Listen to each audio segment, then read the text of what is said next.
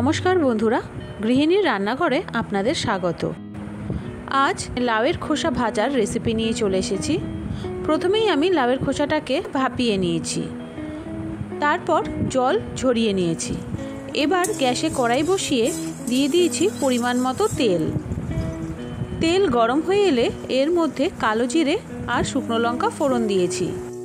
कालो जिरे और शुकनो लंकाटा एकटू भाजा हये एले दिये दिलाम 3টে থেতো करा रसुनेर कोया।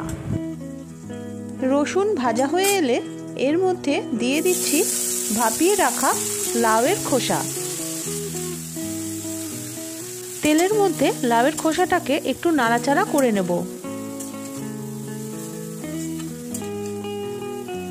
এখন এর মধ্যে দিয়ে দেব পরিমাণ মতো হলুদ,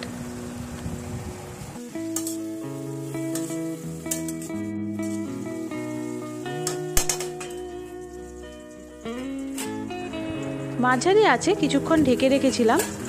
এবার ঢাকনা নামিয়ে ভালো করে একটু নাড়াচাড়া করে দেব।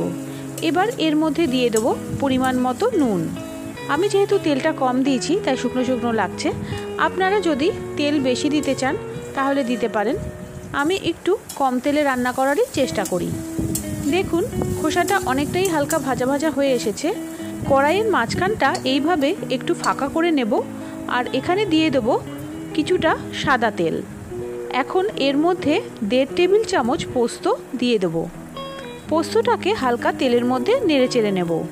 খুব বেশি ভাজবো না, হালকা ভাজা হয়ে এসেছে পোস্ত। এখন পোস্তটা লাউয়ের খোসার সাথে ভালো করে এইভাবে মিশিয়ে নেব।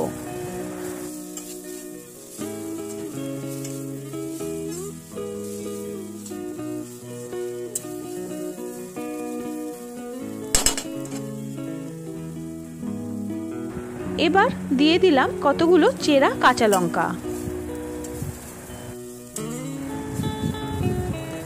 ভালো করে নেড়ে চেড়ে ভাজা ভাজা করে নিতে হবে। এবার আরেকবার কিছুক্ষণের জন্য হালকা আঁচে ঢেকে দেব।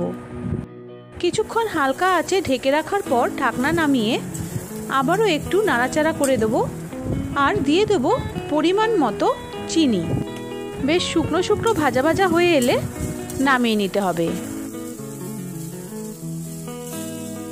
দেখুন রেডি হয়ে গেছে লাউয়ের খোসা ভাজা। সবাই ভালো থাকবেন। দেখা হচ্ছে পরের ভিডিওতে। ধন্যবাদ।